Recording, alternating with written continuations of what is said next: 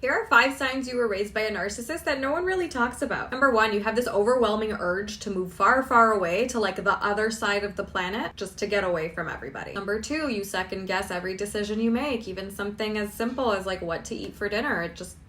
It becomes this whole rocket science thing. Number 3, adulthood feels way easier than childhood. Number 4, you're not a huge fan of your birthday or holidays, and you get pretty nervous for any upcoming events. And number 5, you have physical chronic pain or mystery symptoms. I know this sounds really random, but it is true. If you look into the work of Dr. John Sarno, you'll learn that physical chronic pain that persists for longer than 6 months, and you've been to the doctor, they've done the test, they've determined that you are not dying, there's no recent fractures, there's no like malignant tumors or anything nefarious going on, but you have this weird pain or pain that moves around or mystery symptoms. Again, you've been to the doctor, they've done the tests, there's really nothing wrong with you, just have like these weird symptoms that you have to manage somehow, but it's not like a life and death situation. It's actually a result of repressed emotions from childhood trauma. This is not something I fully accepted when I first heard about it, but I had something called the gift of desperation because I was in so much chronic pain. I had TMJ dysfunction, migraines, carpal tunnel syndrome. I got shingles in my mouth at the ripe old age of 30, and I ended up with something called trigeminal neuralgia, which is nicknamed the suicide disease because that's how painful it is. I couldn't take painkillers anymore because I was getting ulcers, and I tried absolutely everything that you can name for my pain, and it either didn't work at all or would work a little bit and then stop working, and then I'd get pain somewhere else. And it wasn't until I learned about the mind-body connection that,